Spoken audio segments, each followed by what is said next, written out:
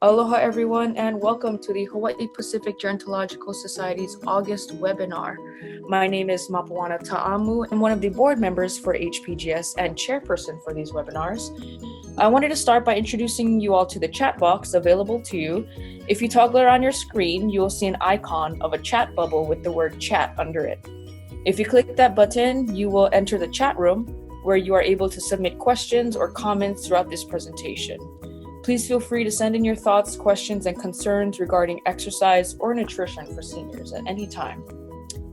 If you aren't already, please consider becoming a member of HPGS so that you can stay updated and invited.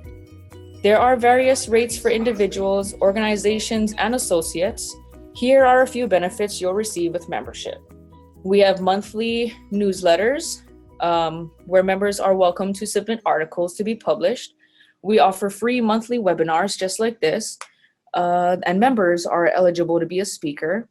Special invitations to general membership meetings, kupuna-related events and workshops, and scholarships to help anyone of any age pursuing education in the field of gerontology. There are various rates for individuals, organizations, and associates. For more information, please visit www.hpgs.org. To become a member, head over to hpgs.org, and at the top navigation bar, click on the Membership tab. Here you will find more information about our membership benefits. If you scroll to the bottom and click that link, HPGS membership form, it'll redirect you to another page where you can fill out your information, then click Submit. Following this webinar, it will be uploaded and archived to our website here at hpgs.org. From the home page, you're going to click the Webinar tab, and you'll be redirected to our currently offered, upcoming, and past webinars. This webinar will also be added to our website no later than 1 week after today.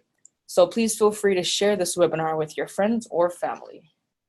Okay, so let's get down to business. We have gathered here today to talk about the benefits of exercise and nutrition to fight Alzheimer's disease. Thank you to those of you who have submitted personal questions that you have about this topic. We will get to those throughout this webinar, if not at the end. If you do have other questions, the chat box should be at the bottom of your screen. It's showing it at the bottom of my screen here. But please toggle around and play around with the chat box. Now, I'm sure many of you are either a family caregiver caring for someone at home or in a care facility. You may be a student interested in learning more about how to protect our kupuna.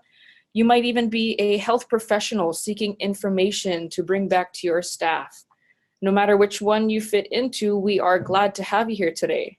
I have invited a certified specialist in senior fitness to educate us today. His name is Myles Diaz.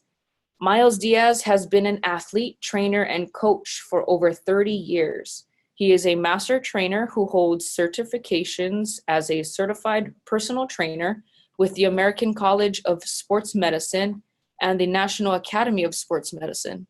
He holds a specialty certification as a senior fitness specialist with NASM. He works with agencies such as the Alzheimer's Association, Queens Medical Center, the American Diabetes Association, and Kahalanui Retirement Community. As the host and co-producer of the Future of Senior Fitness, which was a monthly televised program that reached Hawaii's kupuna in their homes, Mr. Diaz sought to give older adults a future of good health. Myles specializes in functional training for older adults ages 50 to 90 and older, and he is committed to educating and motivating all seniors to live active, healthy, quality lives.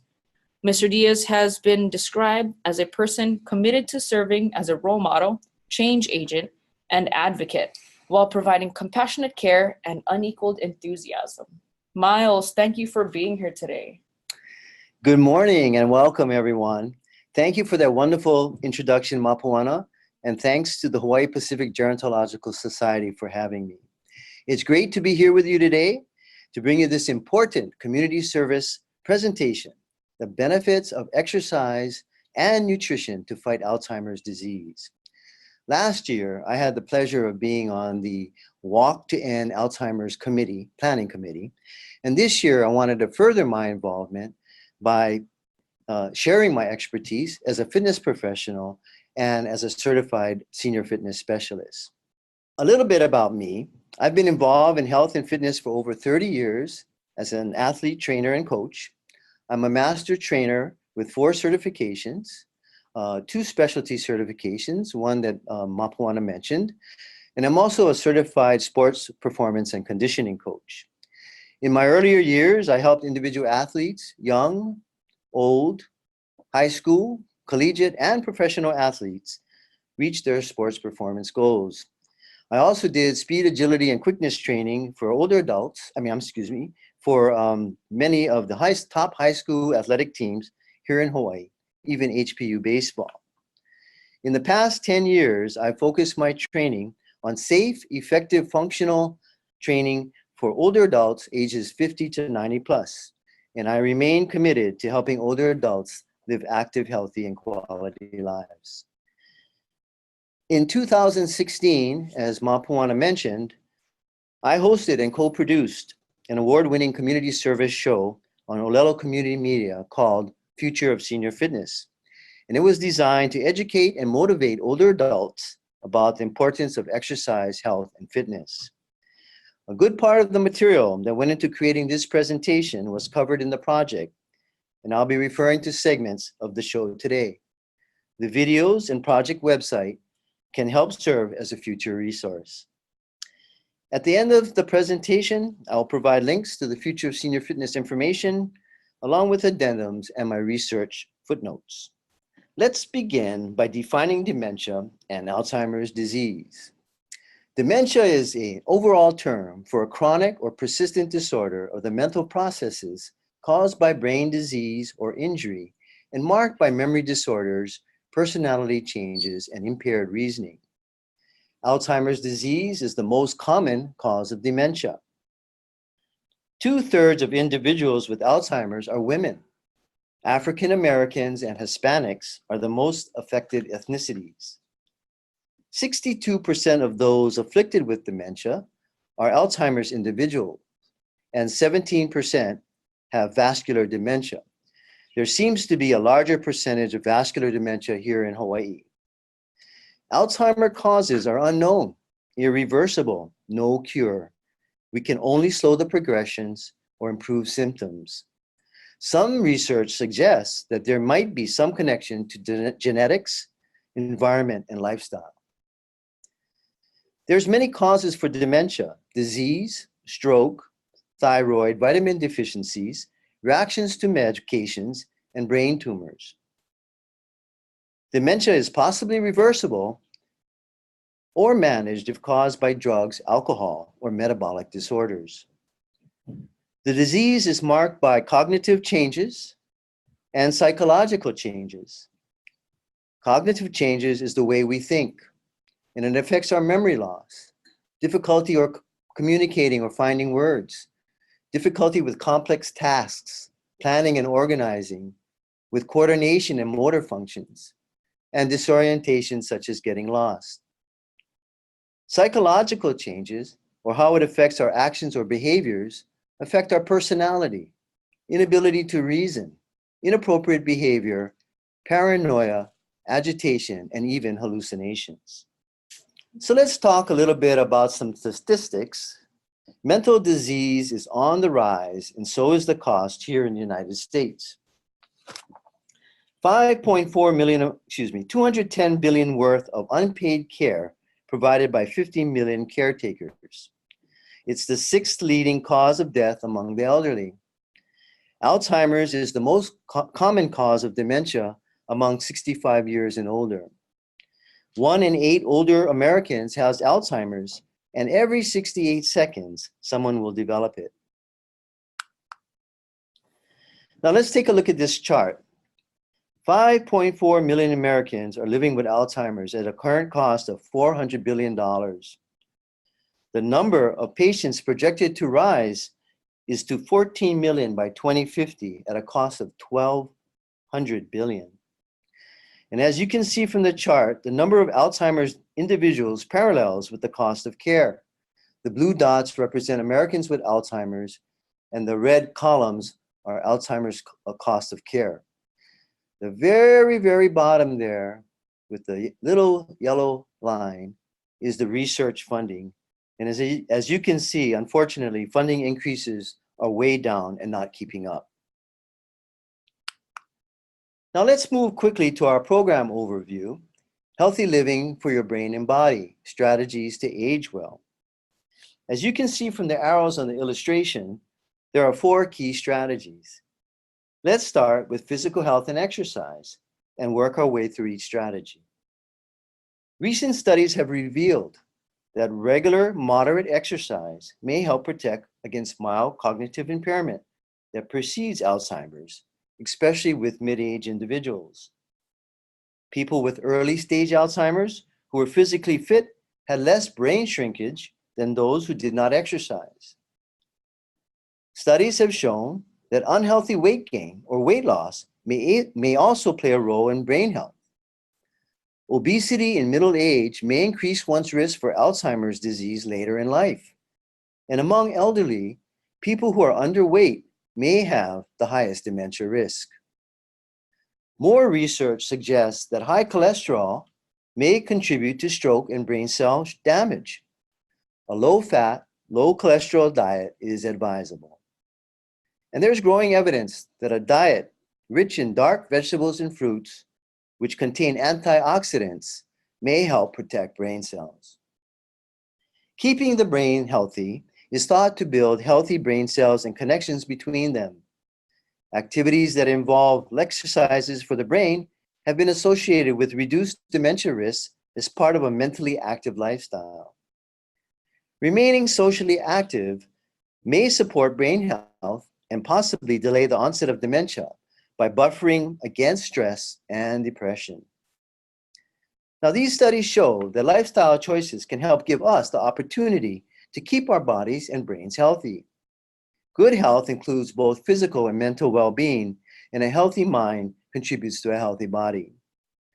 Although this overview omits the emotional and spiritual well-being as strategies, these are also very important aspects of healthy aging and should also be considered. Now, there are many ways to look at how exercise helps brain health. Let's break it down into 3 areas. One is lowering negative effects. Everything from lowering stress, which helps with lowering brain damaging behaviors and controlling damage of neural connections, thus lowering negative thoughts and depressions that can help our brain health. Secondly, it increases neurotransmitters and blood flow to our bodies. The more cerebral blood flow to the brain, the more oxygen.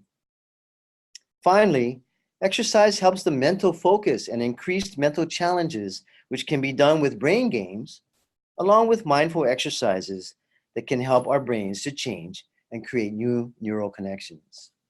Now that we have defined dementia and Alzheimer's disease, we need to understand the normal aging process and how it affects our neurological system. The next 8 slides will be looking into the science and some key terms and definitions. So let's start with our illustration of the central nervous system and the peripheral nervous system. Together, the spinal cord and the brain form the central nervous system.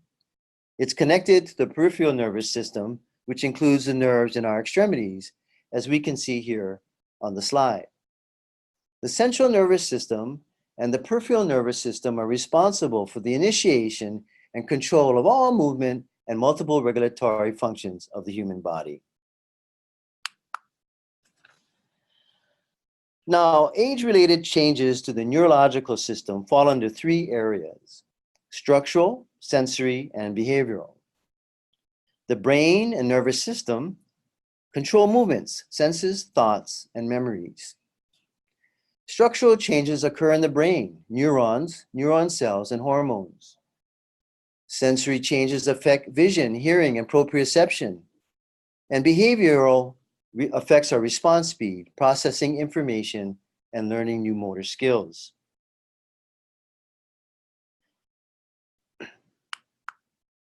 Now let's take each one of these separately.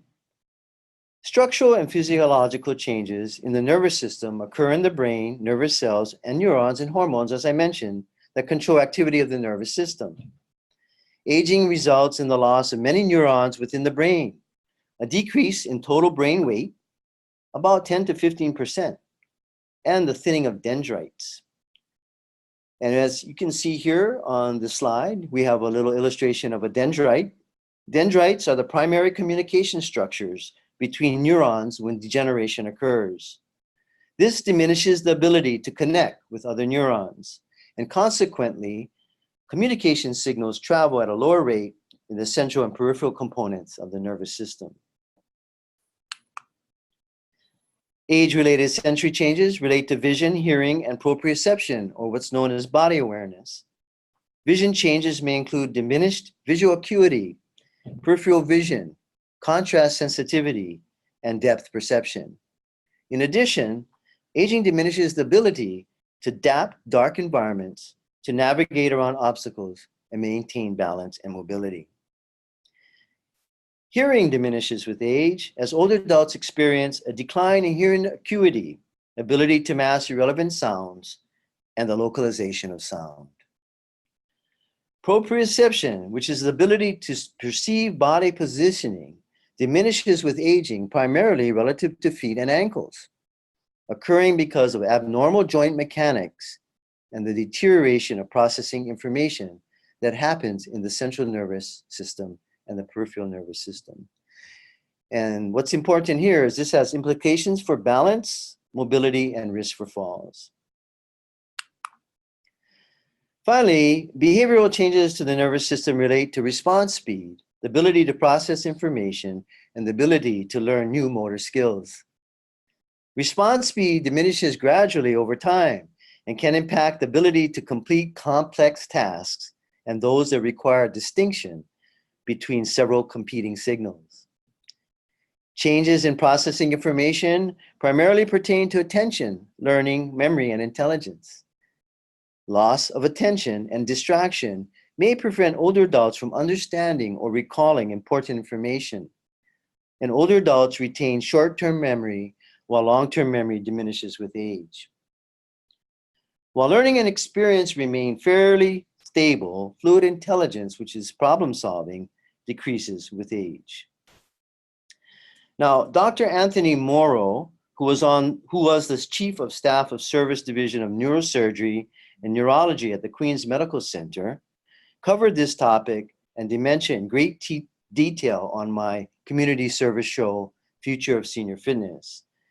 So I urge all of you to visit my community service website, and you have a link from my current website, but it's the www.futureofseniorfitness.com/videos. And you can learn more about what Dr. Morrow said. He did a really great job. He was there from 1980 to 2014. He's recently retired. Well, let's now talk about some key terms and definitions. These key terms will be coming up a lot in my presentation today, and there'll be a recurring piece of information that we want to get a hold of. Neuroplasticity, which is the ability of the brain to form and reorganize itself by creating new neural connections throughout life. It allows neurons or nerve cells in the brain to compensate for injury and disease and to adjust their activities in response to new situations or changes of the environment. Neurogenesis is the growth and development of nervous tissue. BDNF is an acronym for brain-derived neurotrophic factor. BDNF is a protein that keeps neurons young, acting as fertilizer for the brain. Exercise stimulates BDNF, encourages neurogenesis, promotes the survival and growth of neurons, and BDNF levels are reduced in brain regions affected by Alzheimer's disease. Dendrites are the branch-like structures of neurons that extend from the cell body, which we had seen earlier. Information travels through the body by going from neuron to neuron. Vascularization is the formation of blood vessels, and angiogenesis is the development of new blood vessels. IGF-1 is the insulin growth factor. It's a protein made by the body that stimulates the growth of many types of cells. and it's shown to prevent loss of brain tissue and increase concentration of BDNF. NGF, which is another growth factor, is involved primarily in the growth as well as the maintenance, proliferation, and survival of nerve cell neurons. So why is exercise good for the brain? Well, it has the potential for increased neuroplasticity, the ability of the brain to reform itself and change throughout life. BDNF is also increased with exercise, and also it helps increase dendrite growth, which is the communication between neurons, and also it helps with neuroplasticity. Remember, BDNF is fertilizer for the brain. Increased vascularization is the formation of new blood cells, which helps with increased oxygen delivery, more fuel for the brain, and better function. And as we can see, there are 4 individuals here on the illustration riding an upright bike, but they're not watching TV. They're actually doing some kind of cognitive activity and playing some kind of brain game. And this is going to be a reoccurring theme throughout my presentation today. All right, aging and health, importance of lifestyle choices. Let's go back to that. What can we do? Well, as you can see from the illustration, the heart and brain are interrelated. You know, what we do to protect our hearts can also help our brains to continue to operate at its best. Our brains depend on oxygen and adequate blood flow to work well. 25% of the blood flow from every heartbeat goes to the brain. Now, aerobic cardiovascular activity may reduce your risk of cognitive decline, along with regular, moderate, vigorous exercise. That includes resistance, strength, core, flexibility, and balance training. Now, all of these combined fitness elements can lead to increased blood flow, and along with other physical activities, may also yield benefits if done properly. The operative words are may and if done properly. And again, this is the focus of today's presentation. What are the best and most efficient ways to help us reduce our risks? So let's take a look at elements in fitness and talk about consistent physical exercise that includes aerobic, resistance training, core, oops, it went forward, flexibility and balance.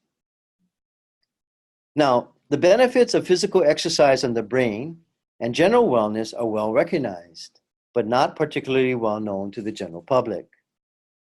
There is still a lack of consensus as to what is considered best practice, and this also has critics claiming that over the years, the relationship regarding optimal physical activity associated with Alzheimer's disease prevention have been poorly studied. We do know the beneficial effects of physical exercise on the maintenance of brain size and the efficiency for prevention of Alzheimer's disease risks such as obesity, hypertension, and stroke. A meta-analysis, which is a compilation of research studies, suggested that although exercise has a positive effect on cognitive performance, cardiovascular fitness alone does not explain these benefits. And let me repeat that again. A meta-analysis suggested that although exercise has a positive effect on cognitive performance, cardiovascular fitness alone does not explain these benefits. Strength training is particularly more effective for improving postural and motor function and reducing the risk of developing Alzheimer's disease, since it improves muscle mass and strength shown to be effective in Alzheimer's disease patients. Now, on the other hand, in recent years, cognitive improvements have also been demonstrated with other forms of exercise, such as low-intensity body exercises, for instance, yoga and Tai Chi. Because these exercises either do not work the heart as hard or do so in a different way, we know less about exactly how they promote these cognitive changes. These forms of exercise that employ dual tasking and working the core, flexibility, and balance challenge our motor skill functions, and as we'll see later in the presentation, has a positive effect on brain health. More fitness professionals like me are beginning to look at what the optimal dose and combination of exercise protocol is to maintain our brain health. But as of now, my educated guess is that the answer won't be one size fits all. I highly recommend maintaining a diverse practice using all of these elements of exercise as the building blocks for your fitness regimen. And don't forget, when there's a lack of confidence, direction, or motivation, always seek the help of a fitness professional. Now, let's take a look at each of these, and let's try to talk about how these fitness elements can help reduce our risk of getting Alzheimer's. But first, let's look at the overall importance of each. Cardio training focuses specifically on improving the measurable markers of cardio capacity. Endurance training refers specifically to things that allow you to endure longer. In other words, any type of training that results in you walking, running, biking faster or harder and longer is endurance training. Caloric deficits help keep weight down and curb against risk factors like obesity, high blood pressure, and high cholesterol. And systolic failure happens when the heart doesn't pump out blood the way it should. Diastolic means the heart doesn't fill back up with blood as it should.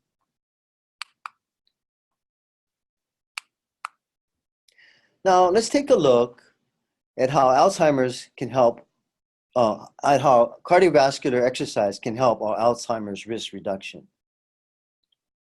First of all, it enhances the delivery of oxygen to the muscles and blood flow to the brain. It improves oxygen uptake.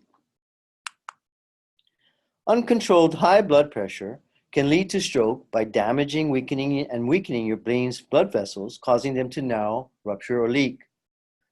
High blood pressure can also help blood clots to form in the arteries, leading to your brain, and blocking blood flow and potentially causing a stroke. On a cellular level, aerobic exercise increases blood vessels, angiogenesis, and promotes BDNF, as we remember is fertilizer for the brain.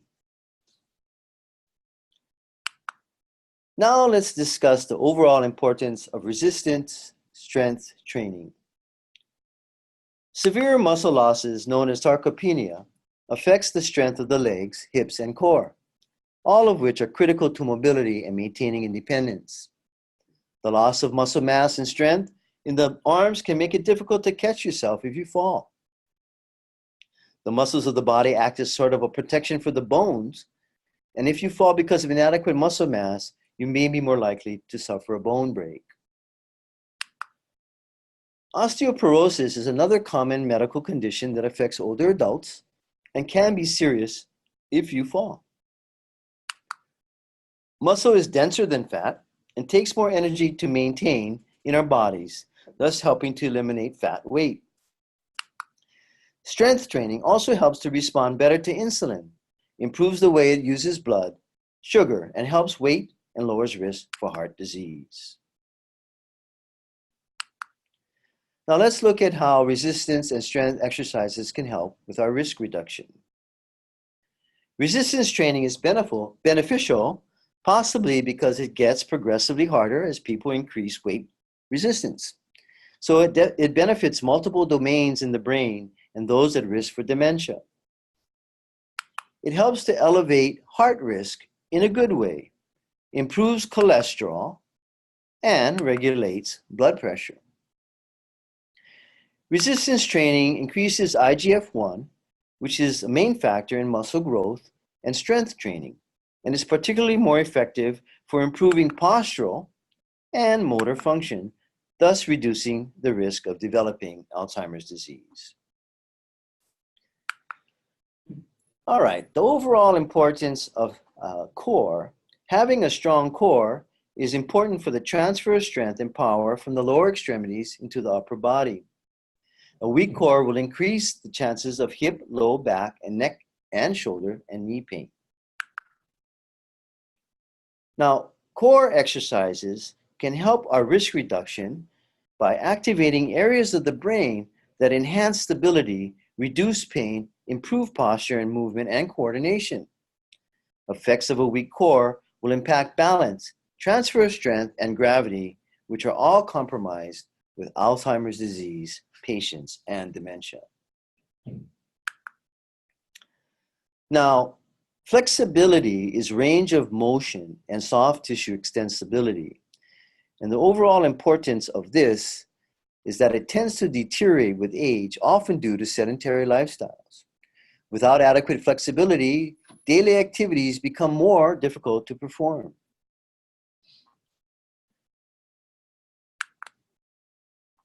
Now, flexibility and strength equal mobility. And mobility is the ability to display full range of motion around a joint with control. Now, being able to do this with control is already highly impacted with normal aging, as we talked about earlier, and is much more difficult for the Alzheimer's disease individual trying to control and maintain response speed and processing information. Without adequate flexibility, daily activities become difficult to do. Now, the overall importance for balance exercises is that it can help prevent falls by improving the ability to control and maintain body position, whether moving or still.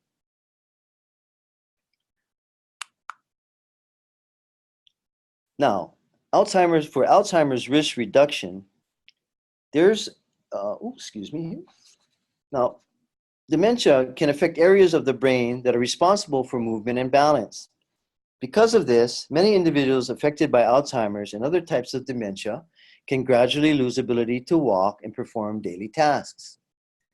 Flexibility and balance exercises help to correct improper positioning of the body and promote simultaneous cognitive and movement skills.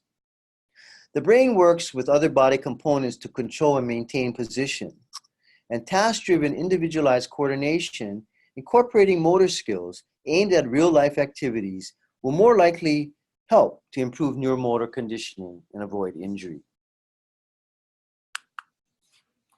Now, I really like this study done by Men's Health magazine, and it kind of is a summary of what my entire research was for this presentation. So exercise improves neural connections and cognitive performance. And Men's Health magazine did a study and found that exercise helps memory, attention span, better decision making, better blood vessels, and even multitasking and planning. Now, exercising several times a week for 60 minutes help keep thinking, reasoning, and learning skills sharp for healthy individuals. It can improve memory, reasoning, judgment, and cognitive function for individuals with Alzheimer's disease or mild cognitive impairment. And it can help delay the start of Alzheimer's disease for people at risk of developing the disease and or slow the progress of the disease. So that's very important because it can help healthy individuals, it can help those with already having a mild disease, or for people developing it and slow the progress of the disease. Now, let's turn our attention to exercise programming. As you can see here, all factors should be considered. What stage are they in? Are they in pre-stage, beginning stage, late stage? What kind of resources do we have? What's the movement capacities? Now, as you can see, in the pre-stage, chances are much better, and more of you who are caretakers, can help in this stage. So it's very important. All joints are functional, ambulatory, and they can communicate. In the beginning stages, I recommend a trainer or physical therapist because there are some minor deficits and there's still some muscle tone, and ambulatory is okay. But in the late stages, it's very, very difficult. Now, I've had Alzheimer's clients, at least 3. I've had a lot of dementia patients as well, or clients as well. And when it gets to the late stages, it's really hard. You have to work. It's hard for them to communicate, and they're very weak. They're not as ambulatory. And so, you know, gym or fitness equipment is much better at that stage because they really can't take direction. And also going through the inability to reason, agitation, difficulty with complex tasks, and they may have coordination and motor function challenges as well. So again, it's very important for those of you who know them early on to try to work with them and keep them from getting it, and trying to help them as much as they can in the early stages. So let's talk about risk reduction exercises and multidisciplinary processes. As you can see from this slide, they're all interrelated, right? It's balance helps the core helps the flexibility helps coordination, coordination helps cognitive and neurological function, balance helps with activities of daily living and fall avoidance. Cardiovascular helps the muscular, helps back and forth. So they all work together. It's not just a single process. I highly recommend that you start getting a good basis of balance and coordination right away.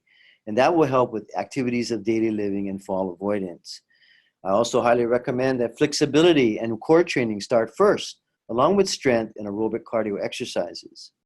Developing exercises that combine as many of these together, if possible, will benefit those with Alzheimer's disease best. And it's more of a holistic approach to help them with their training. Now we're going to talk about this idea of neuromotor exercise. Transitioning from the last slide, this is a concept with working with flexibility and combining balance, agility, coordination, reaction time, speed, power, and proprioception. These dual tasking exercises challenge our motor skills and lead to a more functional movement, sometimes called functional training. Individuals with Alzheimer's disease really need to be plugged into this protocol. Now, Tai Chi is a good example. The only problem is it may be too advanced for someone with a weak core or lacking in strength and flexibility. There are people that do seated Tai Chi. I know Jan Thurman up at the Kapuna Education Center at KCC does it. She primarily does it for arthritis, but you know, she does do it. And you know, even if you can't move, which is, you know, the primary benefit, yeah, for your core and your stability and all that, you still can benefit from being seated. All right, so let's move on now to talk about focusing for fall prevention. Before we explore specific exercises, let's discuss balance exercises to control and maintain position whether moving or still.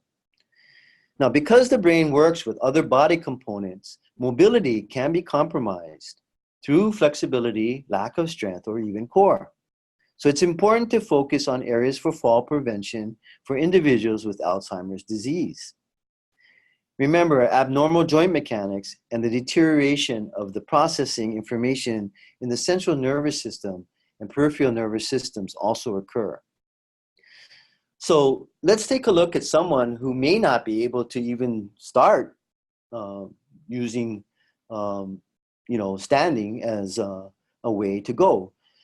So you can start on the floor, supine on the floor like this guy is doing, with your knees bent, feet flat, toes pointing straight ahead, and arms by side. You always want to draw the navel in so that you can stabilize the spine and lift up one foot off the floor as high as can be controlled, draw in the navel and maintain throughout the exercise. You can hold for a second or two, slowly lower, and then repeat on the opposite leg. Now, for those people who are able to stand, they can focus on slower tempos and focus on higher and lower knee raises. Some of the progressions can be starting in the corner of a room, using a chair, standing alone. Once they're able to do that, they can try some multi-directional backstepping, sidestepping, or front stepping. Even eyes closed with support in the corner or with a chair and using unstable surfaces, etc., etc. Okay, this idea of inducing neuroplasticity, which remember is the ability of the brain to form and reorganize itself by forming new neural connections and change throughout our lives. Now, training should include 3 different factors. Reactivity, where they're able to respond to some kind of physical action or stimulus, some sort of cognitive challenge, and some type of movement with coordination. Mental, physical, and response stimuli must start basic and then progress with more difficulty. Now, these types of exercises should only be done after strength, aerobic, core, flexibility, and balance have been worked on and established. Don't attempt these exercises without the help of a fitness professional. A good trainer will know how to safely help to progress effectively, and finally, add a mental task while moving is another great strategy. And I'll post examples of movement and brain games as an addendum on my website after the events tab, under the events tab. Now let's take a look at an example of reactivity. Linda is balancing on a half foam roll and catching a light rhino ball to demonstrate a basic reactivity training example. In the second frame, she demonstrates an intermediate example by catching the ball up on her left side. In the final frame, she shows us an advanced move, balancing with one leg and catching the ball on the upper left. Reactivity, cognitive and coordinated movement challenges, again, should not be done alone. This requires building a base of fitness, and a professional can take you through the phases and progressions safely and effectively. Now, Linda is demonstrating a basic cognitive challenge by doing a feet crossover and then touching her nose as she turns her head from side to side and walking a line. So these are easier to do, and these are very basic. Now, she's going to show us a multi-planar reach and a coordinated movement challenge. She starts with a standing leg extension while balancing on one leg, then reaches into the sagittal plane. In the second frame, she does a side leg raise into the frontal plane. And in the final frame, she reaches behind the body in the transverse plane. Now we have another young lady here. Connie is performing an intermediate coordinated movement with a chest fly using a tubing on a dyna disc for an unstable surface. In the second frame, she completes a back row on the discs. Now, not only does this help induce neuroplasticity, it's also very effective as she's working strength, core, balance, and flexibility all at once. The only element missing here is aerobic or cardiovascular work.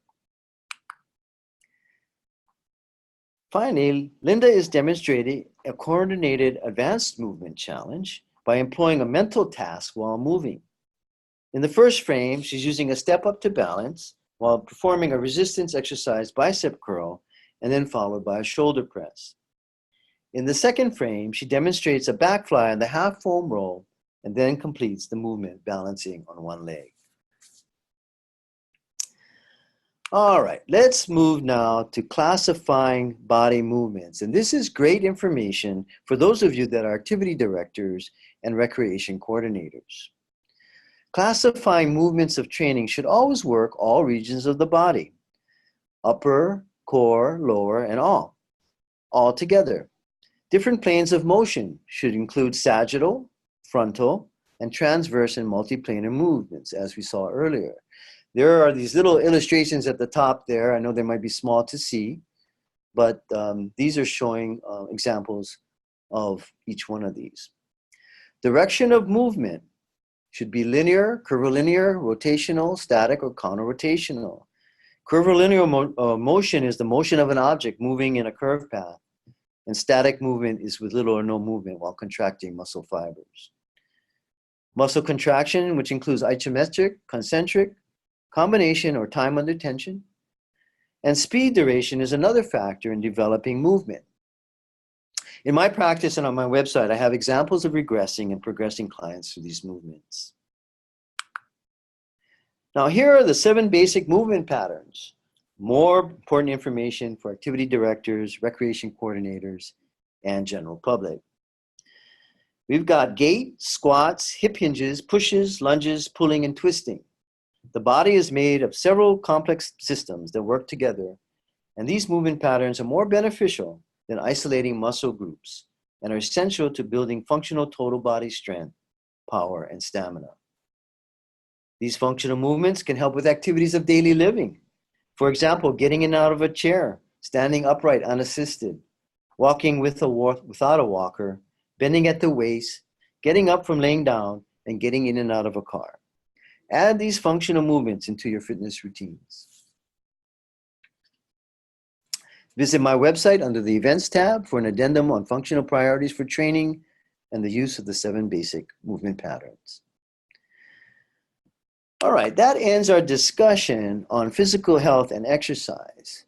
Let's move now to learn about diet and nutrition and how it helps to reduce our risks. And again, this is good for dietary and nutrition staff and general public. Now, I like to look at the difference between diet and nutrition by making the distinction that diet is the volume or amount of food intake into our systems, while nutrition is the quality of the food we ingest and how it's assimilated into our bodies, or the types of macronutrients and micronutrients we take in. While changing lifelong eating habits are never easy, avoiding foods that induce memory loss and consuming more of the foods that boost memory can increase seniors' chances of enjoying good health. Now, the MIND diet. The MIND is an acronym for Mediterranean-Intervention for Neurodegenerative Delay. And it's a combination of the Mediterranean and DASH diet. The MIND diet aims to reduce dementia and the decline in brain health that often occur as people get older. It combines the 2 popular diets, as I mentioned. The acronym for DASH is the dietary approaches to stop hypertension. Now, the Mediterranean diet emphasizes eating primarily plant-based, such as fruits and vegetables, whole grains, legumes, and nuts, replacing butter with healthy fats such as olive oil and canola oil, and eating fish and poultry at least twice a week. The DASH diet was designed to reduce high blood pressure, which is rich in fruits, vegetables, and lean proteins, and it restricts red meat, salt, and added sugars and fats. Now, exercise and nutrition working together. Mediterranean diet in studies decreased Alzheimer's by 40%. And other studies showed that exercise and nutrition together reduced the risk by 61%. There's also new nerve cell growth up 4 times with exercise in animal research models recently. Now, nutrition as we age is a very complex and large subject. As we age, our nutrition is impacted by a decline in functional capacity, physical activity, and the loss of skeletal muscle, which reduces daily energy requirements, yet many nutrients are required in the same or higher amounts. For instance, if you have bad bone density, you may have to take more calcium. In addition to cognitive decline and the possibility of dementias, other common health issues include cardiovascular disease, hypertension, osteoporosis, dehydration, and malnutrition, and some of these may impact blood flow to the brain. There are specific nutrition-related outcomes due to dementia as well, such as decreased sense of smell and taste, inability to eat independently, consumption of non-food items, swallowing, forgetting to eat, and significant changes in weight. Vitamins, supplements, and medications interactions may also be concerned. So I urge you to consult with reputable sources and work with your doctor and nutritionist to determine what's best for you. And as you can see here in this slide, I'm with Judy Thompson from the Queens Medical Center. She was in my show. She did a great job. She's a master of public health, a registered dietary nutritionist, and a certified diabetes educator. So check out my website and hit on the futureofseniorfitness.com/videos for the 2 videos that Judy was able to do. All right, now let's talk about cognitive activity.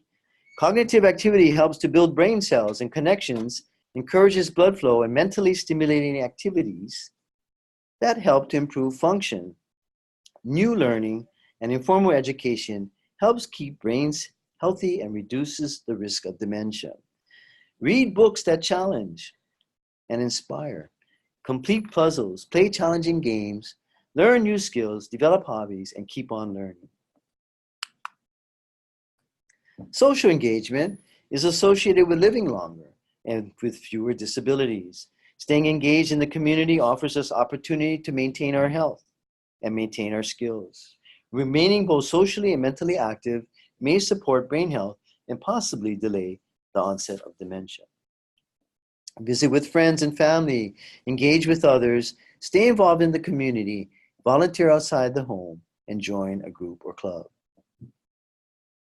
Now, here are my top 5 healthy tips, which is kind of a summary of everything we talked about today. So, keep active. Do something to keep fit each day, something you enjoy that maintains strength, balance, flexibility, and promotes cardiovascular health. Physical activity helps you stay at a healthy weight, prevent or control illnesses, sleep better, reduce stress, maintain brain health, and avoid falls and look and feel better too. Eat well. Combined with physical activity, eating nutritious foods in the right amounts can help keep you healthy. Many illnesses such as heart disease, obesity, high blood pressure, type 2 diabetes, osteoporosis, and Alzheimer's can be prevented or controlled with dietary changes and exercise. Now, we talked about socializing. Having friends and social connections is very good for your mental and physical health. Prevent falls. Now, we become very vulnerable to falls as we age. And, in addition to working your core, balance, and flexibility and strength, we forget that there's other things that can help give us a problem with falls. For instance, remove loose carpets and throw rugs. Keep paths clear of electrical cords and clutter, and use night lights in hallways and bathrooms. And I always recommend wearing good shoes with good support to reduce the risk of falling. Finally, boost brain power. And of course, there's no surprise, exercise. Aerobic activities like walking, swimming, or anything to get your heart rate up. Moderate levels of strength resistance training with core balance, flexibility, and coordination will greatly help maintain brain health. The more you use your mind, the better it will be and the better it will work. So read, do crossword puzzles, try word game puzzles. Socializing also gives your brain a boost, as we mentioned. So join a bridge club, discussion group, or at your local library or senior center, or take a new course at a community college. Balanced nutrition, especially the mind diet, get quality sleep, stress management will also help with boosting your brain reserves. Now, you should begin today. Find activities that you enjoy. Make healthy choices, get support, and develop a plan. Don't procrastinate. Consult professionals, doctors, fitness professionals, nutritionists, and the Alzheimer's Association. For more information, contact the Alzheimer's Association here in Hawaii or your local chapter. If you have any questions regarding today's presentation, please call me or visit my website at milesdiazfitnesshawaii.com and see the events link for supporting documents and research footnotes. Thank you, and please support research efforts and join in with your communities to participate in the annual nationwide Walk to End Alzheimer's on November 9th this year at Magic Island, Ala Moana Park. I have a saying and a motto, and everyone who knows me knows it's on my business cards. I say, health is your only wealth. So I encourage you all to exercise, socialize, engage your brains, and eat nutritious foods in the right amounts, and continue to live active, healthy, and quality lives. Thank you very much. And one of the good things about this format is that you can go back at it and look at it later, slow it down. It's a lot of information. So I hope it was very informative for you today. And again, thank you very much, Mapuana. And thanks again to the Hawaii Pacific Gerontological Society. No problem. If anybody has questions at this time, please utilize the chat box. Myles will be taking questions for at least the next 10 minutes. Great. So if nobody types in the chat box right now. I do have some questions for Myles, so you have some time to submit your questions, or stay tuned in and listen in on his answers to the following questions. So here I have a question. What kind of exercises can caregivers provide if they have limited knowledge of exercise programming? So I assume this is like maybe in the home. Home caregivers, what kind of things could they provide if they have no background or experience exercising or having a program? Well, I highly recommend that they use the ones that I talked about earlier, which is the 7 basic body movements. Those are very good for strength and helping to avoid risk falling. And I think those are very safe. I mean, you can also work on core balance and flexibility in the home. You know, if they don't have weights or something like that, you can also use bands and tubing. There's a lot of things you can do with the chair. If they have a hard time with strength, they can do sit up and, you know, sit down. They can do leg curls behind a chair. I mean, there's a lot of things you can do to help them with that. You know, sometimes people think, you know, you get into a gym and you do regular gym equipment, but sometimes it doesn't help as much. As I mentioned earlier, these other types of things, the 7 basic movement patterns, really help a lot more. Awesome. So what about individuals in a wheelchair? Do you think they could also benefit from exercises that could maybe induce neuroplasticity? Absolutely, absolutely. Let me clarify on that though. I assume you're talking about exercise. Yes. Because okay. So because also, as you know, there are other ways to induce neuroplasticity, right? We talked about brain games and that. And so, you know, neuroplasticity is also induced by just regular strength training, right? So they can do strength training in a chair, in a wheelchair. Also, it depends on how ambulatory they are. You know, it depends on what kind of physical fitness they have as well. If there's anything impacting their neurological development, or they have musculoskeletal problems, or they have heart problems, then that's something to take into consideration. But, you know, if people can get in and out of a wheelchair and get into like a stationary bike, then they can work aerobic activity. If they're able to roll the wheelchair down and up a hall, they're certainly going to get a lot of aerobic activity out of that. And all those things induce neuroplasticity. But also, there's nothing preventing them from doing everything anybody else does. I mean, if they're working in a wheelchair and they're using weights, and we can play some mind games, or we can have them count backwards, you know, 100 down to 85, every 15 or something, that engages their brain as well, and they're still exercising. So. Good. So personally, I have a patient that I work with in her home. She's post-stroke.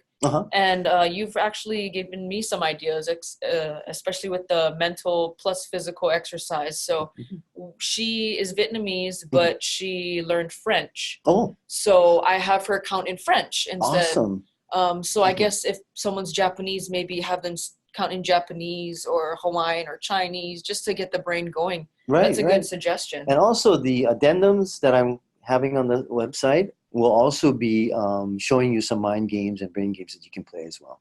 Awesome. Yeah. And there were some slides that you had, off the top of my head, there were the 7 movements, which I can't remember what 7 movements they were. Also the exercises that you had, the pictures of, I think, Linda and Connie you mentioned. Yeah, Could the audience have access to the slides, or what would you recommend? I recommend they just see the you know, the replay of this after, and then go to the website for those because they are listed there, the movement and brain games, and as well as the 7 movements that I talked about. Good. So that answered one of the attendees' questions. Myles does have his website, MylesDiazFitnessHawaii.com. And you could also email him if you have specific questions. Hey, Myles, what are the 7 movements? Could you send me more information about strength exercises and such? But we do have another question here. What would you suggest the proportion of exercise in each of the strength, aerobic, flexibility areas? How many times or hours per week? Okay, well, that's a great question. The Surgeon General recommends 30 minutes of cardiovascular activity 5 times a week. And I know that sounds like a lot, but it's 150 minutes a week. You don't have to do all that. You can start off, work up to it.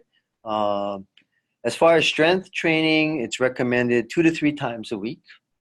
I would think about core balance and flexibility and putting that in at least twice a week, especially for this demographic, because that's something that they kind of definitely need. And yeah, the aerobic again is, like I said, 30 minutes a day if possible, and anything that can get your heart rate up, right? So, I mean, it's generally recommended that you do it at 80% of your target heart rate, but for older adults and this ages, it's good to start around 60% or so and see what they can do. And of course, some of them may be impacted by cardiovascular concerns and problems, so you have to be careful on that. Always check with the doctor before doing something. Awesome. Yeah. So I also go to the gym, and I've figured out that I need to do cardio, even though I hate cardio. So instead of doing the treadmill, I do the Stairmaster. That's fine. That's great. But if you are a senior, you don't have access to the gym.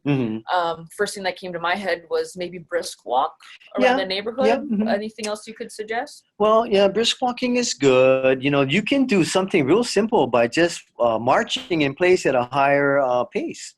And you don't really need it. That's endurance. You try to do that alone. Try lifting your legs up and down for 2 minutes, and you'll see that it's very difficult. And it'll also help with balance as well. True. So the stroke patient that I mentioned earlier, I recommended to her that while she's sitting down watching the 6 o'clock news, maybe have a dumbbell in each hand and do a few reps during the commercials, or a leg lift or 2.